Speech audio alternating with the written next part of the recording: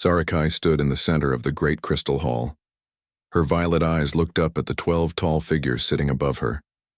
These were the High Council of Velthara Prime, the rulers of her world. Their silver robes shined in the blue light that came from the walls.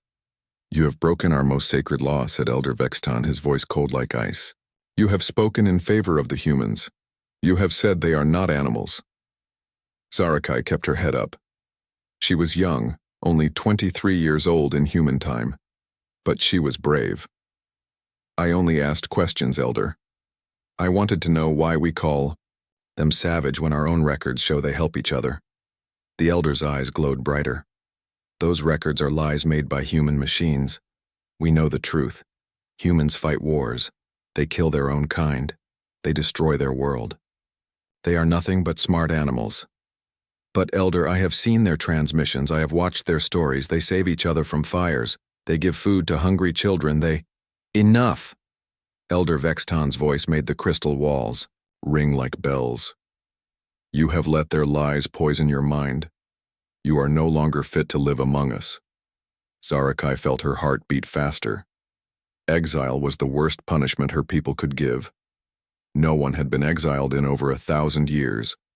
"We will send you to live with your beloved humans," said Elder Morgith, her voice full of hate. "You will see what they really are. You will learn that we were right. When you understand the truth, you may ask to come home." "And if I still believe humans are good?" Sarakai asked. The elders looked at each other. "Then you will stay with them forever," Elder Vexton said. "Guards, take her to the preparation chamber." 2 tall Velthari in blue armor walked toward her. Sarakai did not fight them.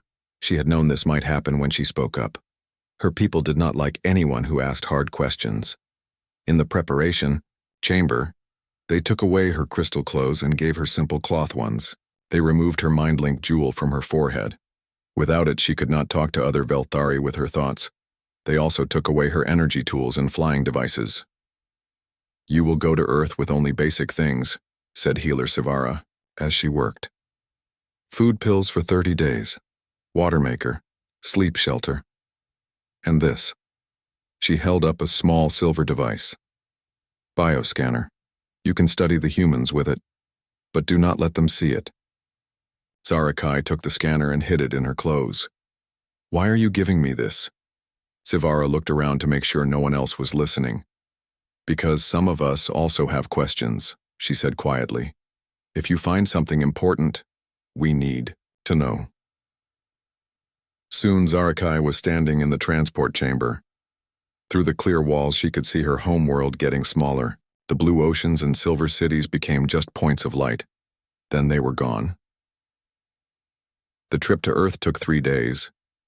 Sarakai spent the time learning human language from the ship's computer. She already knew some words from the transmissions. She had studied. Now she learned more. She practiced saying hello and help me and I am lost.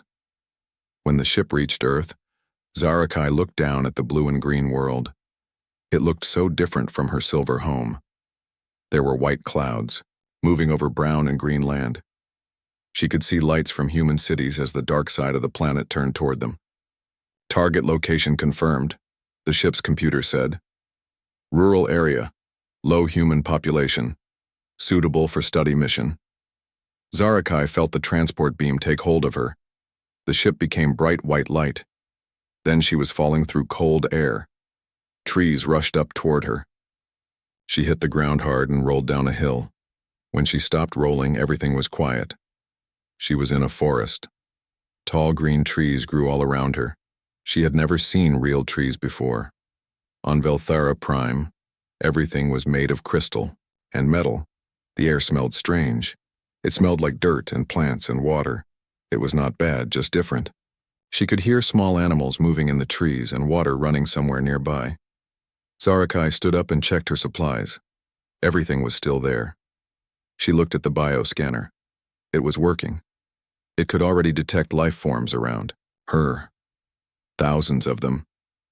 This world was full of life. She started walking through the trees. Her people had taught her that Earth was a violent, dangerous place. But this forest seemed peaceful. Birds sang in the trees. A small, furry animal ran across her path. It looked at her with dark eyes, then ran away. After walking for an hour, she heard a new sound. It was loud and came from big machines. She followed the sound and found a path made of black stone. On it, metal vehicles moved very fast. These must be human cars. She walked along the path. Her crystal knowledge told her that humans use these paths to move between their settlements. If she followed it, she would find humans to study. As she walked, she thought about what Elder Vexton had said. Would she really find humans to be violent animals, or would she discover something different? The sun was getting low when she saw lights ahead. Buildings appeared between the trees. She had found a human settlement. This was where her real mission would begin. But as she got closer to the town, Zarakai felt something strange. Her mind, even without the crystal jewel, could sense something. The humans in this town seemed to glow with a warm light she could not explain. Maybe her people were wrong about humans. Maybe she was about to learn something that would change everything. The rain started just as Zarakai reached the edge of the human town. She had never felt rain before. On Velthara Prime, weather was controlled by machines. This water falling from the sky was cold and wet, and made her clothes stick to her skin. She stood under a big tree and watched the humans. Even in the rain, they moved around their town. Some held colorful things over their heads to keep dry. Others just walked fast to get inside buildings. A bright light moved through the trees toward her. Zarakai hid behind the tree trunk. A big green vehicle stopped nearby. A tall human got out. He wore a brown uniform and a hat. He had a kind face with brown eyes and dark hair. "Hello?" the human called. "Are you okay out there?" Zarakai stayed quiet. Her bioscanner showed that this human was not dangerous. His heart was beating normally. No weapons. But she was still scared. "I'm Jake Miller, park ranger," the human said. "I saw someone by the trees. Are you hurt?" The rain was getting harder. Zarakai was very cold now. She stepped out from behind the tree. Jake saw her and his eyes got wide. Zarakai knew she looked strange to humans. Her hair was silver white and her eyes were violet. Her skin was very pale. "Are you lost?" Jake asked. He spoke slowly and gently. "Do you need help?" Zarakai tried to remember her human words. "I am lost," she said. Her voice sounded wrong. "I am Kara. I am exchange student from far away." Jake nodded. "Exchange student, okay, where were you trying to go?" "I do not know," Zarakai said. "I was hiking, I got lost in forest." Jake looked at her thin clothes. "You're not dressed for hiking and you're soaking wet. Come on, let's get you somewhere warm." He opened the door of his vehicle. Zarakai was afraid, but she was also very cold. She got in. The inside was warm and dry. Jake started the engine and they drove into the town. Zarakai looked at everything. The buildings were small and made of wood and stone. Lights glowed in windows. It looked peaceful. "There's a place where you can stay," Jake said. "Mary Collins runs a boarding house. She takes in travelers. She's a good person." They stopped in front of a big wooden house with yellow lights in the windows. Jake led her to the front door and knocked. The door opened. An old human woman looked out. She had gray hair and blue eyes behind small glass circles. She wore a thick sweater and smiled when she saw them. "Jake, what brings you out in this weather?" the woman said. "Mary, this is Kara. She's an exchange student who got lost hiking. She needs a place to stay." Mary looked at Zarakai. Her eyes were kind and warm. "Oh, you poor thing. You're freezing. Come in, come in." She pulled Zarakai into the house. It was warm inside and smelled like food and old books. Zarakai had never been inside a human home before. "Thank you," Zarakai said. "Don't thank me yet," Mary said with a laugh. "Let me get you some dry clothes and hot soup. Jake, you staying for dinner?" "Thanks, but I need to finish my rounds," Jake said. He looked at Zarakai. "Will you be okay?" Zarakai nodded. Jake smiled and left. Mary took her upstairs, to a small room. It had a soft bed and warm blankets. There was a window that looked out at the town. "Here are some clothes that might fit," Mary said, putting clothes on the bed. "The bathroom is down the hall. Take a hot shower. It will warm you up." Zarakai did not know what a shower was, but she nodded. After Mary left, Zarakai looked around. The room. Everything was soft and comfortable, very different from the hard crystal rooms on her world. She touched the blankets. They were so soft. She figured out how to use the shower. The hot water felt amazing on her cold skin. She put on the human clothes. They were strange but comfortable. When she went downstairs, Mary had food ready. It was soup in a bowl with bread, on the side. The smell made Zarakai's stomach hurt with hunger. "Eat up," Mary said. "You look like you haven't had a good meal in days." The soup was hot and tasted wonderful. Zarakai had only eaten food pills for 3 days. This real food was much better. "So where are you from?" Mary asked. Zarakai thought fast. "Very far. Away. Northern Europe. Small country. And you're studying here?" "Yes. Nature study. Plants and animals." Mary nodded. "Well, you picked a good place. Jake knows everything about the local wildlife.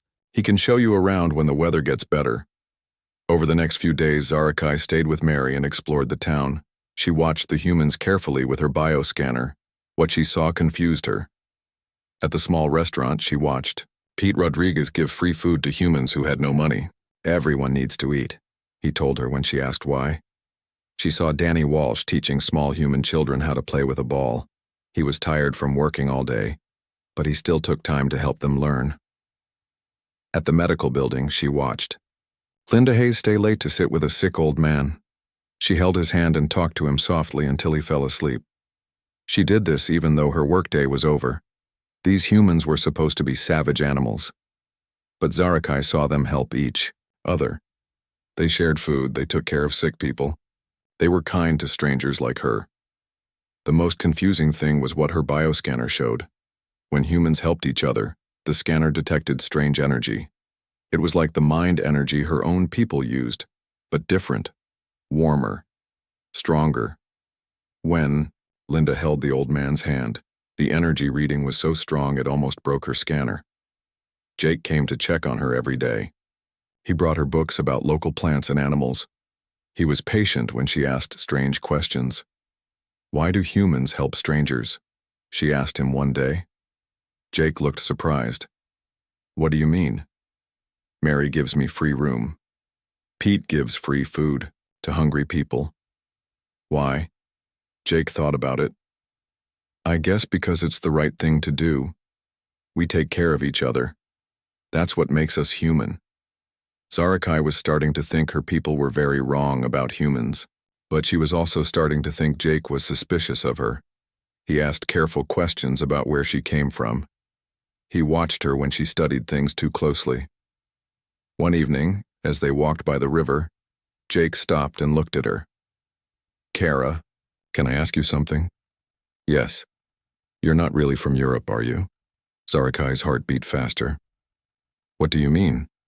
You ask questions like you've never seen rain before. You study every plant like it's magic. You don't know things that everyone knows." Jake's voice was gentle but serious. "Who are you, really?" Zarakai looked into his kind brown eyes. She wanted to tell him the truth. But if she did, would he still be kind? Or would he be afraid? "I cannot tell you," she said quietly. "But I am not here to hurt anyone." Jake stared at her for a long moment. Then he nodded. "Okay, but if you need help, you can trust me." As they walked back to town, Zarakai thought about what she had learned. Humans were not savage animals. They were something else, something her people did not understand. But what would she do with this knowledge? And what would happen when her people came looking for her? Zarakai had been living with Mary for 2 weeks when the old woman asked for help in the library basement. The basement was full of old boxes and papers that had been there for many years. I need to organize all this old stuff, Mary said as they went down the wooden stairs. Some of it goes back to when the town was first built. The basement smelled like old paper and dust. There were boxes everywhere with dates written on them. Some said 1960, others said 1950. A few even said 1940. What is all this? Zarakai asked. Town records mostly, Mary said. Birth certificates, property papers, old newspaper clippings. But there are some government boxes too, from when they had that military base nearby. Zarakai helped Mary move boxes and sort papers. Most of it was boring human paperwork. But then she found a box that was different. It was made of metal and had strange symbols on it. Her bioscanner started beeping softly when she got near it. What is this box? She asked. Mary looked at it and frowned. I don't know.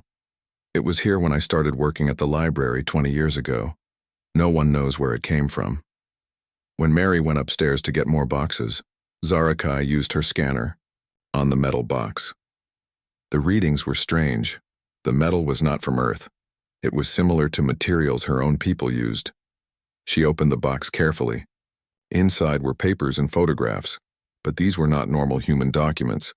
They had stamps that said top secret and classified. The first paper she read made her blood feel cold. It was dated 1952 and titled First Contact Protocol, Alien. Species classification. The paper talked about different alien species that had visited Earth. It described their ships, their technology, their appearance. Some of the descriptions matched species Zarakai knew about. Her own people, the Velthari, were mentioned as silver-haired humanoids with telepathic abilities. But the most shocking thing was what came next. The papers showed that humans had been visited by aliens many times, and humans had not been helpless victims. They had fought back. They had won. One report from 1954 described a battle between human military forces and something called Grey Scouts.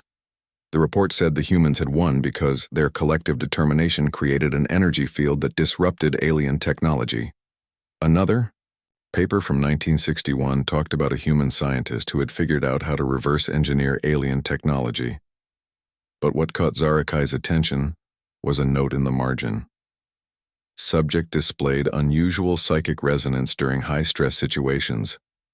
There were dozens of these reports. All of them talked about humans doing impossible things when they worked together, or when they were protecting something they cared about. A soldier who had carried 3 wounded friends to safety while being shot at, even though doctors said his injuries should have killed him. A mother who had lifted a car to save her trapped child even though the car weighed more than 10 humans could lift. Group of firefighters who had walked through flames that should have killed them to save people from a burning building. Each report mentioned the same thing.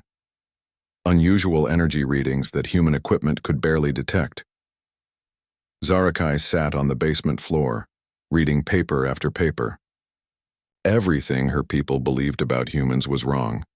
Humans were not primitive. They were not weak. They had abilities that they did not even know about. Her scanner was going crazy. It was detecting energy signatures all around the basement. But there were no aliens here.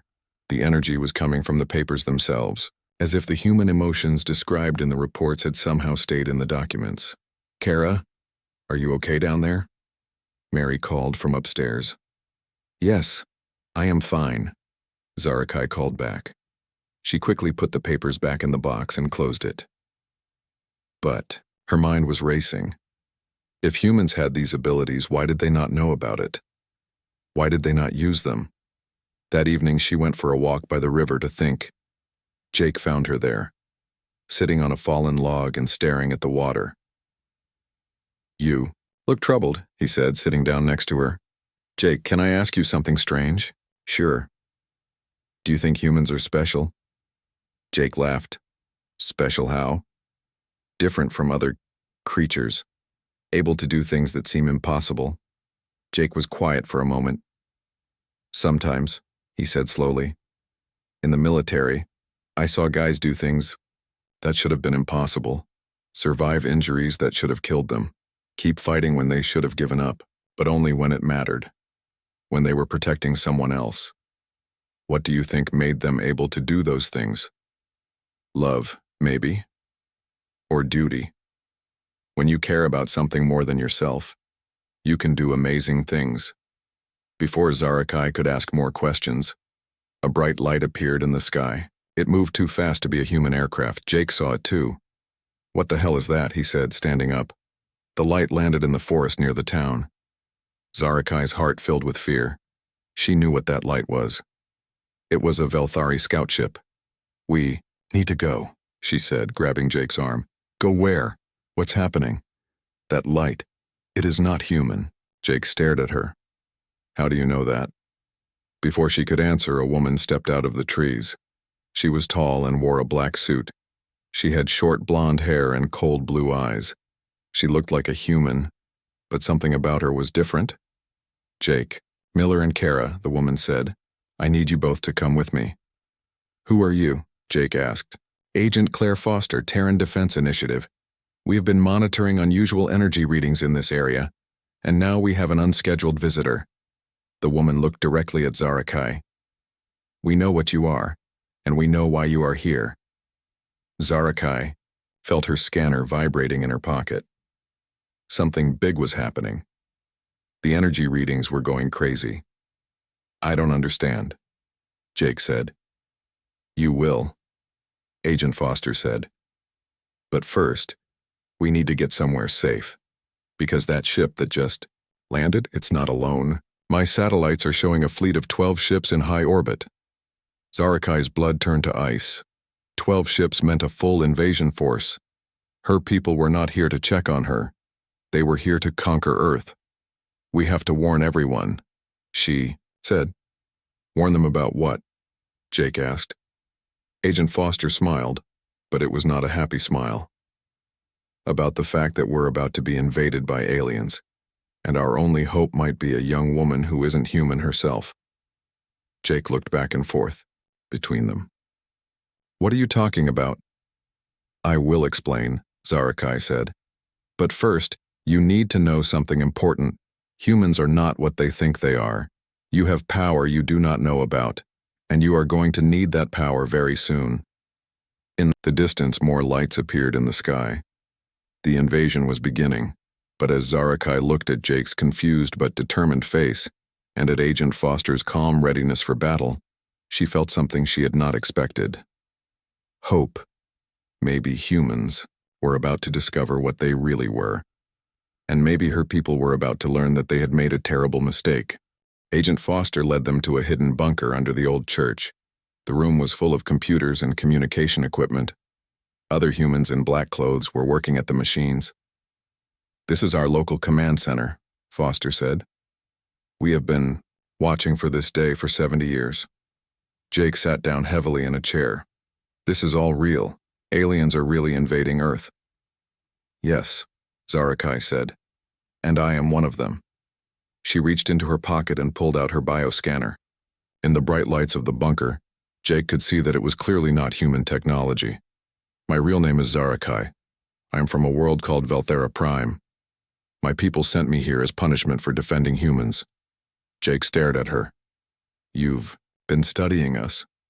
"Yes." "But not the way my people wanted. They believe humans are savage animals. They sent me here to prove it. But I found something else." She looked around the room at all the humans working calmly even though their world was being invaded. "I found that humans are not animals. You are not primitive. You have abilities my people do not understand." Foster nodded. "We know. We've been documenting human psychic potential for decades. But most people don't believe it." "What psychic potential?" Jake asked. "Watch," Foster said. She called to a man across the room.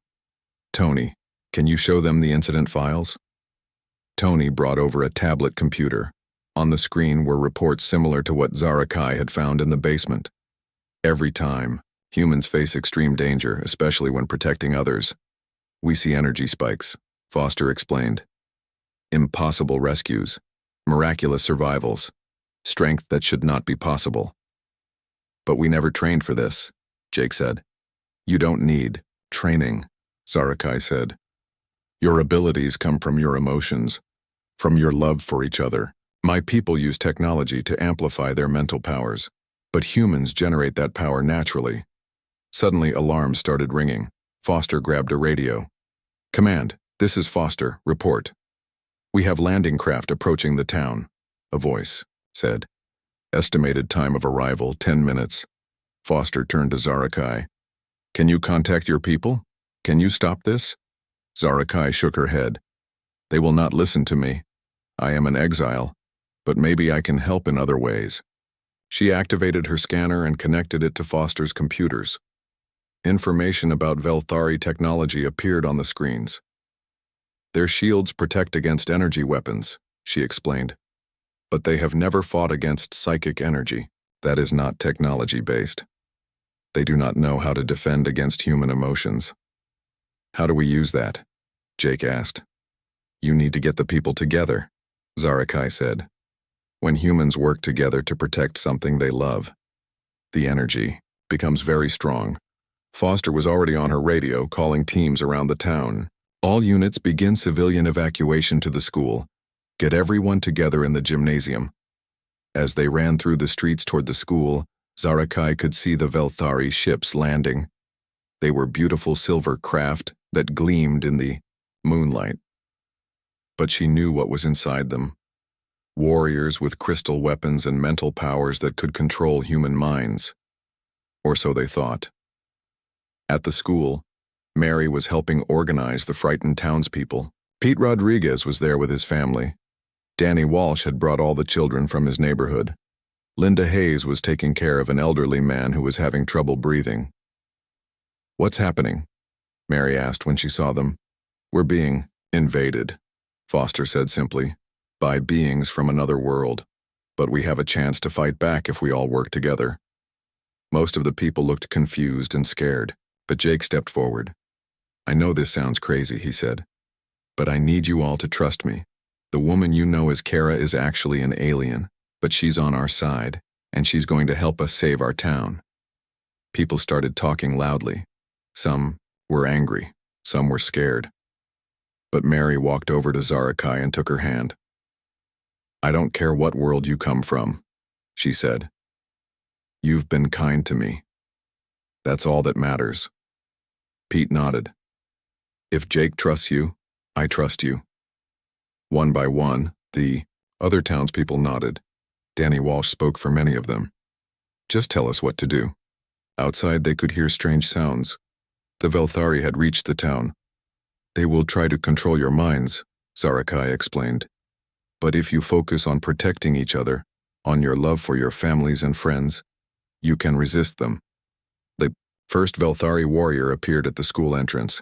He was tall and silver-haired like Zarakai, but his eyes glowed with cold blue light. He raised a crystal weapon, but before he could use it, something incredible happened. Linda Hayes stepped in front of the elderly man she was caring for. Her face was fierce with determination to protect him. Zarakai's scanner went crazy. Energy poured out of Linda like light from a star. The Velthari warrior stumbled backward. His weapons sparked and went dead. How is this possible? He said, in the Velthari language. More warriors appeared, but the same thing kept happening. When Pete stood protectively in front of his children, energy blazed around him. When Mary put her arm around a frightened teenager, power flowed between them. The Velthari warriors' mental attacks had no effect.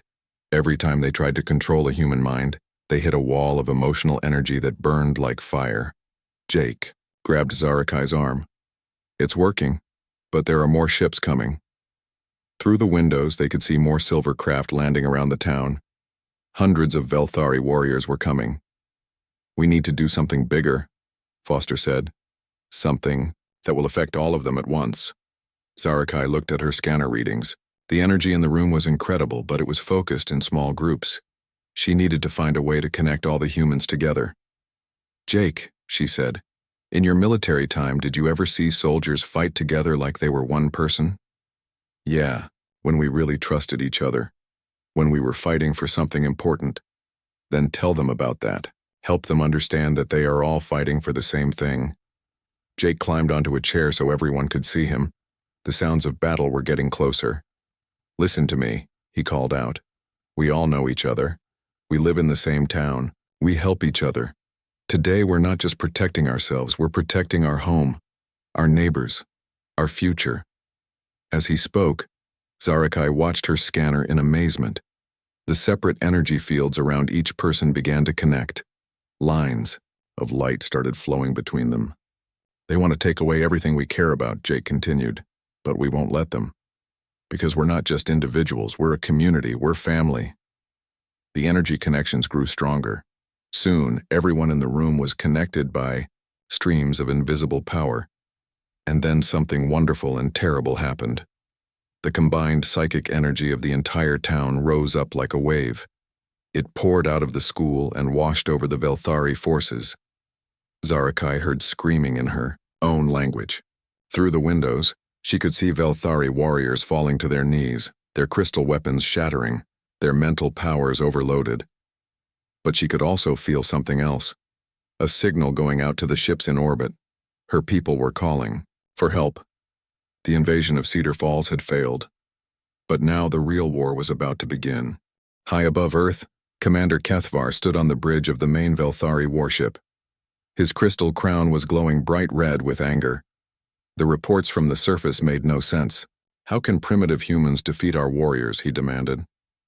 "Sir, the energy readings are unlike anything we have seen," his science officer reported. "Their minds generate power without any technology. And when they work together, the power grows stronger." Kethvar's eyes narrowed. "Then we will not give them time to work together. Begin full assault. Target their largest population centers. Show them that resistance is pointless." On Earth, in the school gymnasium, alarms were ringing on Foster's equipment. "Massive energy signatures," she announced. "They're charging weapons on the big ships. They're going to attack cities." Zarakai felt sick with fear. She knew what Velthari, planet-killer weapons, could do. Entire cities could be destroyed in minutes. "We need to warn everyone," Jake said. "It's too late," Foster said, looking at her screens. "They're targeting New York, Los Angeles, Chicago, millions of people." But then something amazing happened. Zarakai's scanner detected energy spikes from all over the planet. The psychic wave that had started in Cedar Falls was spreading. Humans everywhere were feeling the danger to their species, and they were responding. In New York, when the first Velthari beam hit the city's protective dome, the energy was absorbed and reflected back. The power came from 8 million people all thinking the same thing: protect home. In Los Angeles, the attack ships were pushed away by invisible force fields generated by movie makers, office workers, teachers, and students all joining their thoughts together. In Chicago, the Velthari discovered that their mental control weapons not only failed to work, but actually made humans stronger. Every attempt to break human minds just made their psychic connections deeper. "This is impossible," Kethvar said, watching his forces fail around the world. "How are they doing this?" His communication officer looked up from her station. "Sir, we're receiving a transmission from the surface, from our exile." "Put her on screen." Zarakai's face appeared on the main viewer. She was standing in the school with Jake and the other humans behind her. "Commander Kethvar," she said in their language, "I urge you to stop this attack."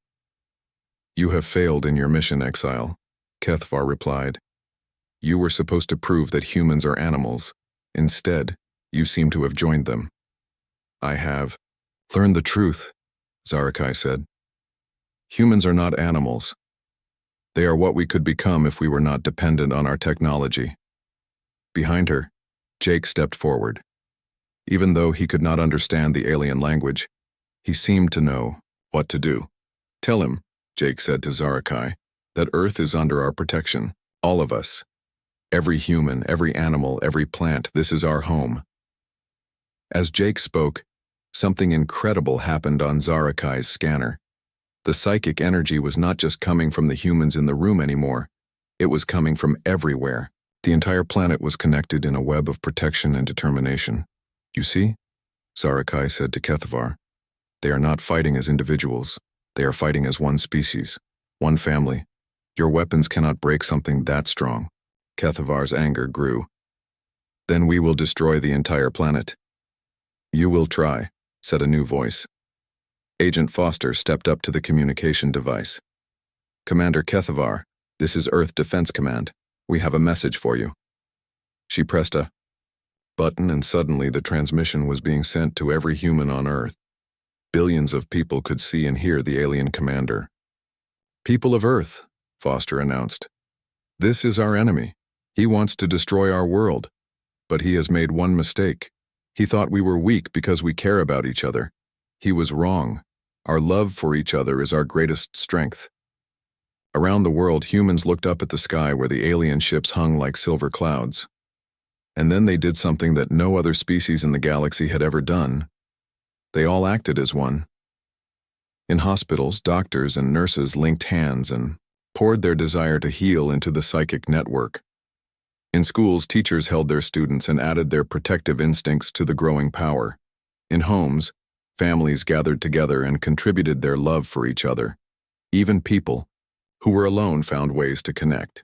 Through their phones, through their computers, through their televisions, they joined their thoughts with billions of others. The energy reading on Zarakai's scanner went off the scale. The collective psychic power of humanity rose up from Earth, like a burning star. On the Velthari ships, every piece of technology began to malfunction. The crystal computers that ran their vessels could not handle the sheer emotional force radiating from the planet below. Sir, we're losing power, the science officer reported. The energy from the planet is overloading our systems. All ships, retreat to safe distance, Kethavar ordered. But it was too late. The psychic wave reached out beyond Earth's atmosphere and touched the alien fleet. One by one, the Velthari ships began to shut down. It was not an attack. The humans were not trying to hurt the aliens. They were simply existing as themselves, a species that had learned to survive through cooperation, love, and mutual protection. But to beings who depended on technology for their psychic abilities, the pure emotional energy of humanity was overwhelming. Commander, the communication officer said weakly, I'm detecting more signals. Other alien races throughout the galaxy. They felt the energy pulse too. On the main screen, images appeared of dozens of different species. Some looked like insects. Some looked like plants. Some were shapes that made no sense at all. But they all had the same message. Earth was not to be attacked. Humanity was too valuable to be destroyed. In the school gymnasium, the townspeople watched as the silver ships in the sky turned and flew away. The invasion was over. What happens now? Mary asked. Zarakai looked around at the humans who had become her friends and family. Now we build a better future, she said. My people will have to learn that there are other ways to be strong, and your people will learn that you have abilities you never imagined. Jake put his hand on her shoulder. Will you stay? Zarakai smiled. I am not an exile anymore. I am home. Outside, the sun was rising over Cedar Falls. It was the dawn of a new age, not just for Earth, but for the entire galaxy. The humans had shown everyone what was possible when beings chose love over fear, cooperation over domination, and family over self. And that lesson would change everything. Agent Foster was already on her radio, coordinating with governments around the world. There would be new policies, new discoveries, new technologies developed from the combination of human intuition and alien science. But in the small town of Cedar Falls, life would go on much as it always had. Pete would still make breakfast at his diner. Mary would still help travelers find a place to stay. Danny would still teach children how to play ball. The only difference was that now they knew what they really were. They were not just humans. They were Earth's guardians, and their greatest weapon was their ability to love each other. And that was something no alien invader could ever defeat.